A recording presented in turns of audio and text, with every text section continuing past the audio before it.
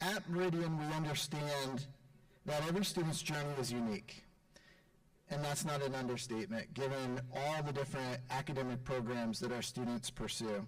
Tonight's agenda will focus not only on the logistics of college planning, but also ensuring the process aligns with your specific family goals and your values.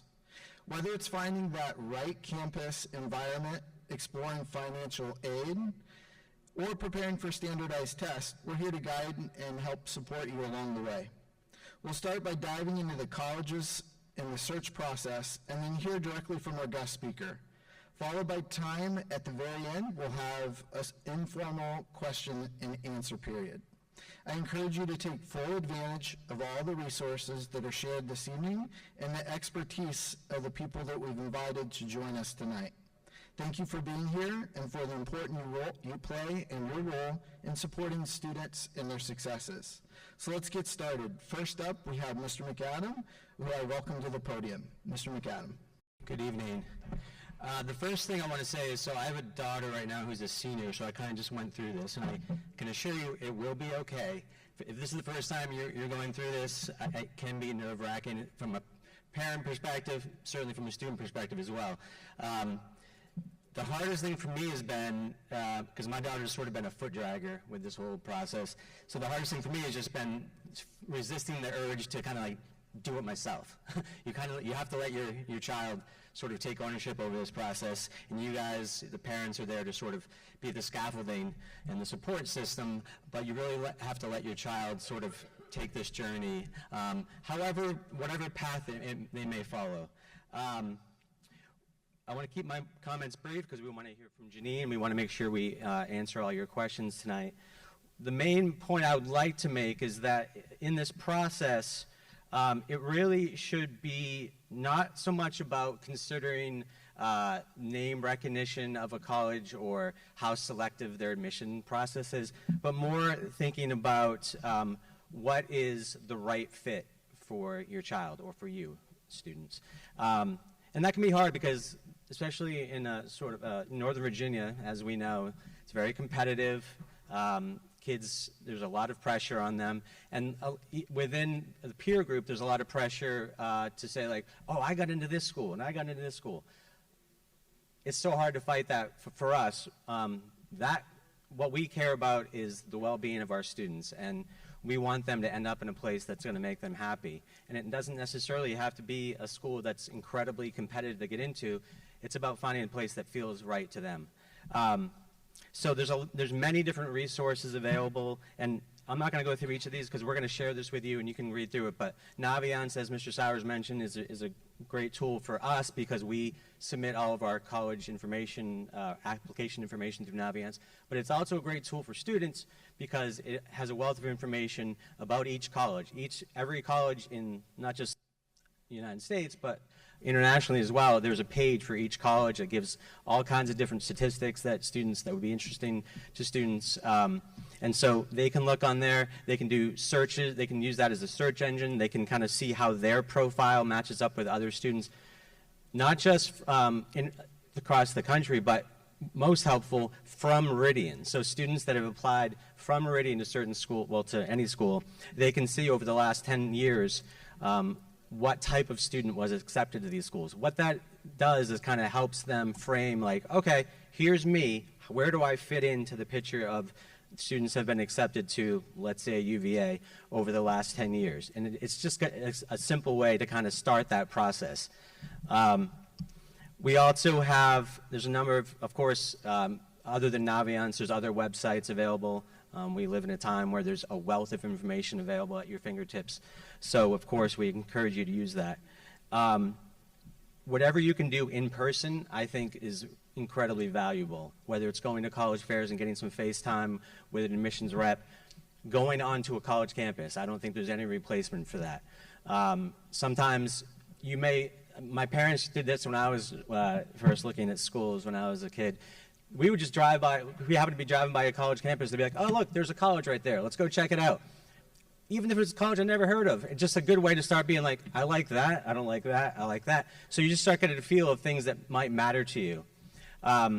I ended up going to a Catholic school. I wasn't brought up Catholic. I went to a private Catholic college because when I went to that campus, it kind of just felt like home to me. So sometimes you just get like a feeling when you go on a campus. So there's really no replacement for that if that's something you're able to do. I know we can't all be flying out to California or something, but if you're able to visit a campus, that's the best way to see it and kind of get a feel for it. My daughter, who, like I said, is a senior, when we visited James Madison University, I thought it might be a school she might be interested in, and her assessment after we left the visit was too much concrete. It's too much concrete for her, so it wasn't for her. So it was good to know. So if when it comes to looking at schools, there's so many things you want to consider when we talk about fit, because you're going to hear that a lot, like, oh, finding the right fit. You know, it's about like finding what kind of academic programs does the school have? What size is it? Where is it in the country? Is it suburban? Is it rural? Is it urban? What's the demographics? What kind of, do they have a big athletic program? Is that something that's important to you? Is there a religious affiliation? There's so many different factors you want to consider, and that's where doing the research that's available to you comes into play. The other, of course, major thing about college is the financial side of things. College is expensive, in case you hadn't heard. So that's an important conversation that you as a family are going to have, I would say, pretty soon. We're very fortunate in Virginia to have a number of excellent public universities.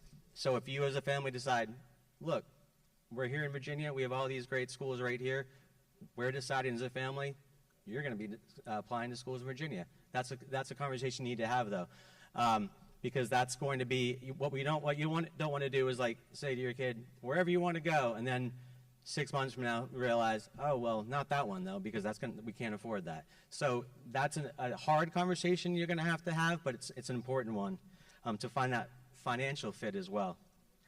Ultimately, when it comes time, I would say late summer, early fall, you want to come down to a point where you're saying, all right, here are the schools I'm going to apply to. A lot of times people ask us, well, how many schools? And there's really no right answer to that. To me, personally, I wouldn't say you should apply to more than 8 to 10 schools. I applied to 2. So if you know where you want to go and you think there's a pretty good chance you're going to get in, there's no reason to apply to a whole bunch of schools. I've had kids who apply to 30, which I think is crazy, because it also costs money to apply to college. So that's where research is important, because you want to be able to figure out, like, okay, here are the schools that I think I'm a slam dunk based on my profile. Those are your likely schools. Then there's the schools that, based on my profile, I think I have a pretty good shot. Those are my target schools. And then ultimately, there's going to be some schools that are considered your reach, that where your profile maybe isn't quite at that 50% of the students that have been accepted, but it's probably worth applying because you're close, right? So it's a reach. So ultimately, we want to kind of have each of those schools, and we, all of us, the team here, can certainly help with figuring those things out, but doing the research on your own is really helpful too. All right, turn over to Ms. Q.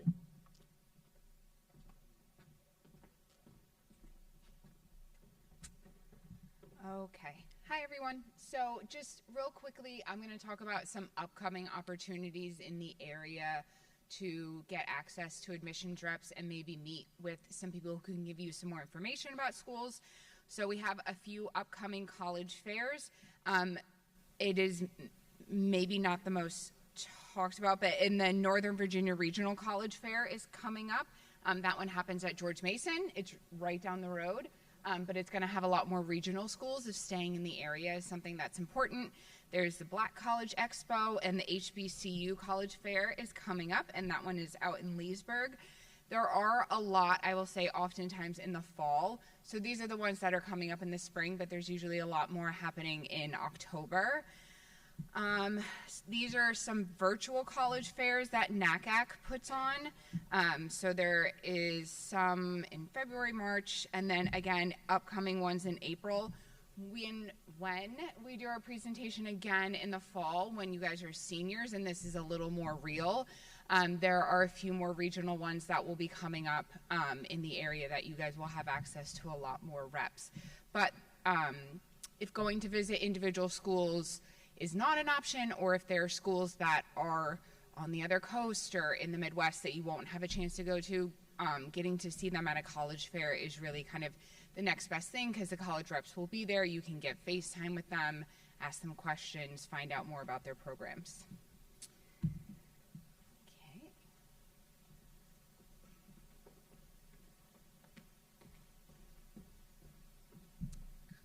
Welcome, everyone. I have the pleasure of introducing our guest speaker, Janine Lalonde, who is the Senior Associate Dean of Admission at the University of Virginia. Many of you may know her as Dean J, or you may be one of her 15,000 followers on Instagram. Or perhaps you've read her Notes from Peabody blog, which she started in 2005 during her first year in the admission office at UVA. She uses many forms of social media to answer questions about the UVA admission process. And we are grateful for her partnership tonight to help demystify the college application process. So please join me in welcoming Dean J.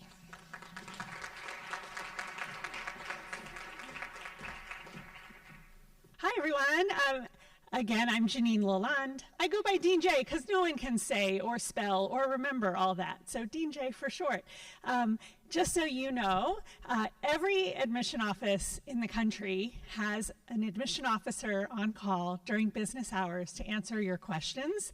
So if at any point you want to check in with a college on something I'm saying or something that is coming up as you're progressing through the college search, you call, you email, you reach out on social, and someone like me is going to take care of you. We exist to help you with this process, all right? First thing I want to say is that I think there's a lot of good news if you're getting started with this search. First and foremost, the vast majority of colleges in this country admit the majority of their applicants. I'm going to say it again. The majority of colleges in this country admit the majority of their applicants. There are a handful that are selective. My school happens to be one of them. But under 20 with really low, like sub 10% admission rates, and then a good number that are probably in the teens and 20s, and a few more that are a little bit above that. But the majority of colleges are admitting over 50% of their applicants. In Virginia, among the public colleges, we have 3 that are selective.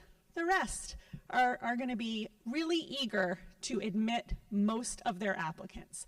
So sometimes I think that people get very nervous going into this because they're fixating on a very small number of schools. Schools that maybe they see on TV or stickers that they see on cars very often. And I think that we just have to remember that there are a lot more options than that. There are about 4,000 four-year colleges out there. And in Virginia, we have a really great variety when it comes to size, location, setting, academic options, and selectivity. So obviously, I love my school. I came to Virginia with the idea of being here for 3 years, and that was in 2005. So obviously, something clicked, and I really love being in Virginia. I don't think I'll be going back up north anytime soon. The other more good news is that you live in Virginia, where we have amazing state options, and we have some private options as well that are really fantastic.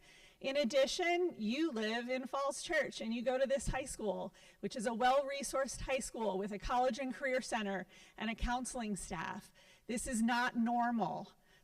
Most schools do not have a college and career center. It's something that you find in well-resourced areas. And the student-to-counselor ratios in some places are triple what you're seeing here. So you have amazing resources here. You have care and attention for your students. I hope you're feeling good. This is good news. The other thing I'll say is that the good news is that without a lot of investment, you can get your students' feet on a campus that is a city campus, a residential campus, a big public, a small private, without much time or financial investment. And not saying that these schools are going to wind up on the students' list, but I think it's really smart to take a little trip into the district and let them see a city campus, and then maybe stop at a small residential college and let them see that. Sometimes on paper, a student will say, I'm a city kid, I'm going to a city college. And then you get them to a city campus and they're saying, okay, this is cool, but the vibe check is not happening, right? So we need to change our list a little bit.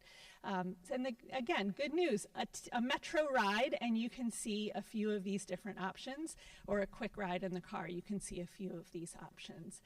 I think that the college search sometimes has people, starts online. And that's okay, but I actually think that you should start with a conversation with your student about what their non-negotiables are. What do they need to be a happy person? And that can be serious things like I need certain academic options. We as a family need certain financial pieces to come together. And that can also be the fun stuff too. To be a happy student, even though I'm not going to play sports, I want to be in a student section that is going to be rowdy and silly, and I want to cheer. These things go on a list, and that can help narrow down that list of 4,000 colleges down to one that's a little bit more manageable. And your counselor can also have some conversations about that. Like, we're observing this, and are you sure this is what you want? But I think you have to start with the student's list of must-haves. I don't think you start with a list of colleges that you've heard of or that your friends have talked about. I think you start with what this student needs. In addition, there are a lot of people who like to rank things. I think it's human nature. We like to categorize things. We like to put things in order. It's natural to want to rank things. I can find you rankings for almost everything college related. But just because a magazine editor says that a school is a good school, it doesn't mean it's a good school for that specific student. And I think that revisiting that list of non-negotiables can really help when those lists of best this and best that get in front of your student. And they're saying, but this is the most beautiful, this is rated the most beautiful campus in the whole country. Okay, but they don't have the things that you need. So maybe we can say, yes, that's a great school, but it's not a great school for you specifically. All right. I think that there is something that parents can do at this point that is really helpful, and that is become a bit of a gatekeeper. I think that when a student starts their college search, a lot of well-meaning third parties come out of the woodwork because they want to be part of the team. And it can be really nice to feel supported when you're going through a scary process. But there is a point when sometimes a parent can say, this is too much support. This person is now impeding this student's decision-making. It's great that Aunt Sally thinks she knows how everyone gets into college, but she should not be putting her voice into a student's essay, for example, or telling the student to do things that are not in any application instruction. So I think parents, you can help gatekeep a little on who belongs on the team and how much they participate as the student goes through the process. In addition, I think that parents can do a lot when the student is getting a little bit overwhelmed by other people's opinions by asking questions. Instead of informing them of your opinion of that tour you just took, ask them questions so that they have to articulate what they saw and what they felt, and maybe jot that down in your notes app or another way, a little notebook or something, so that you can revisit those ideas.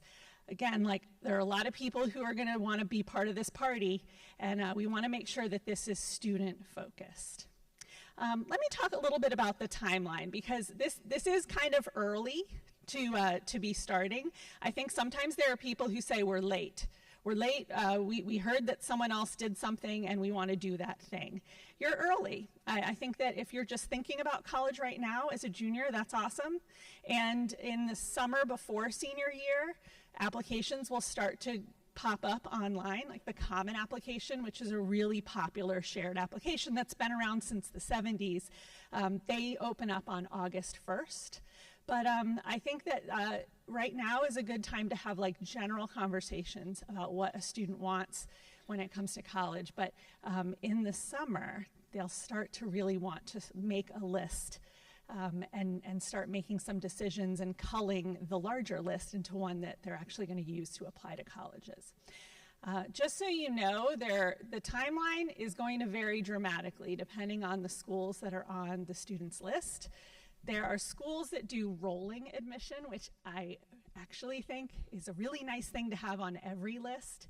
Rolling schools tend to review applications as they arrive, and sometimes they respond very quickly. For a really nervous student, it can be very nice to have one offer in your pocket early in senior year. During COVID, I had a neighbor that had 2 seniors, and one was super nervous and one was super laid back. And the nervous one, she was going to have a great college search. She was a wonderful student, but I said, I think you should apply to one of the rolling schools that we've talked about. She got an offer from them within 2 weeks, and she said, you know what, it just made me feel like my essays were good enough, that someone said yes, this was a strong application, we're saying yes. She didn't wind up at that school, but she had that offer, and it made her a little less nervous about hitting submit on the other applications.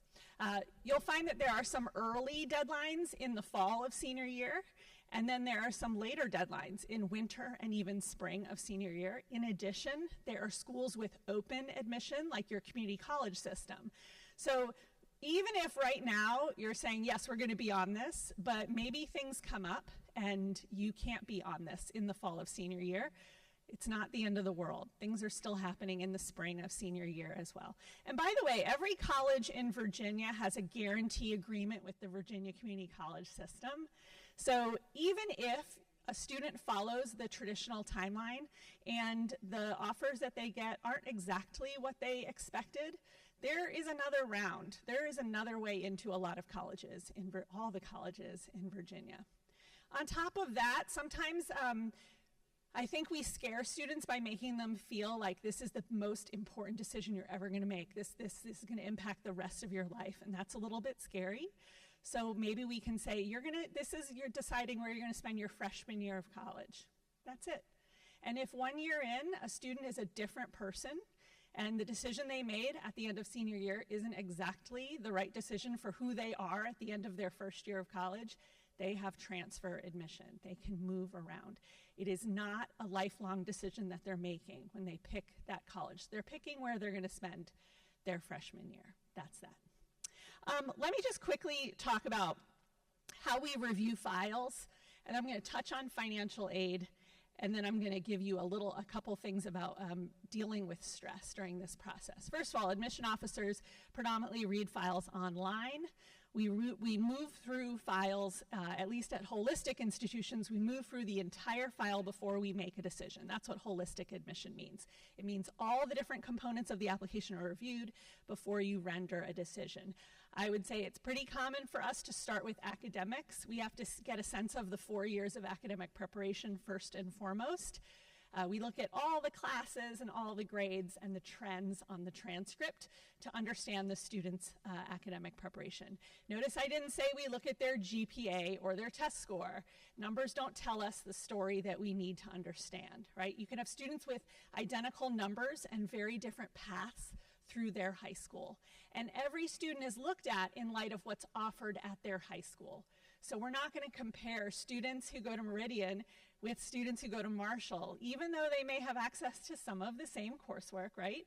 Scheduling is different, grading processes are different, right? So everyone is looked at in light of what happens at their high school. And your counseling team conveys that to us through something called a school profile. So every application comes with a school profile that helps the admission officer calibrate to read the file that's in front of them.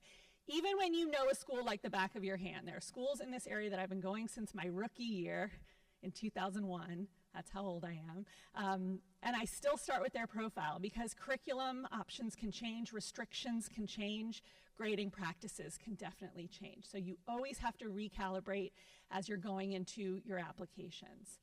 From there, you tend to move to recommendations, essays, and activities to understand who this person was while all the data on that transcript was coming together. All right. By the way, all recommendations are positive. You don't have to worry about that. What makes them different are the observations that are shared. The time the discussion went in a great direction because of that student. The example of an assignment they did that was particularly impressive. These are the things that help admission officers see the student as an interesting presence in the classroom, as an asset to have. So it kind of brings the data from the transcript to life. And the essays and the activities are where we get a sense of this student's personality, their style, and what's important to them. and that's really exciting to us as you're building a class. I always compare that part of the application to dessert after the meal.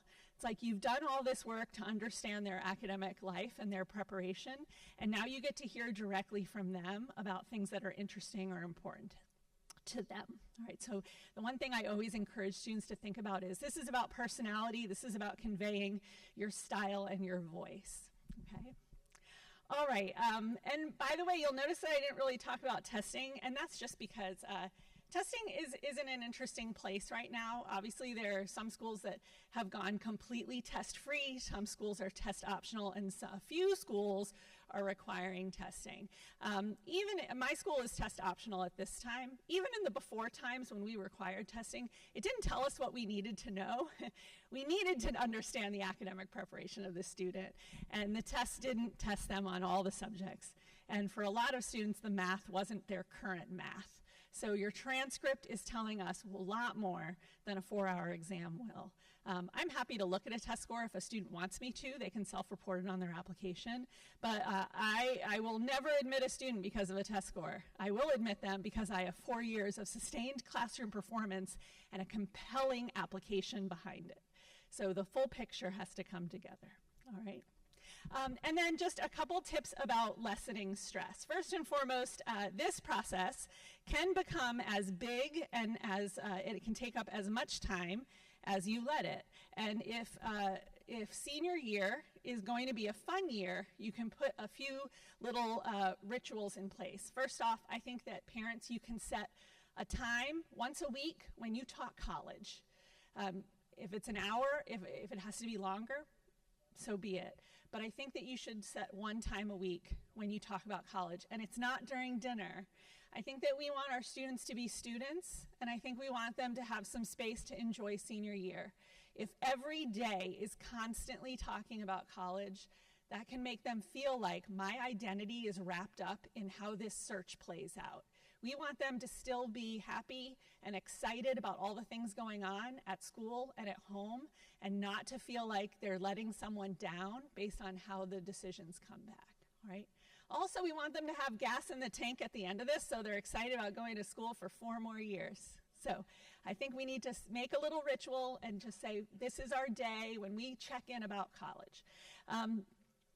I also think that you should teach them about managing email. Colleges communicate by email. It's just the way it is. But also, that's the way it works in college as well. Professors communicate often by email. So I think you can set up some practices now to manage the deluge of communication that comes. Some people say make lots of email accounts. I don't think it's necessary. I think just learning how to use filters and rules in your email accounts can help make this manageable, so that when a student has a list of colleges they love, create some rules in email that automatically files emails from that school into a file, so they can very quickly move down their email and see if a school they love has communicated with them, and then their main inbox becomes a miscellaneous inbox.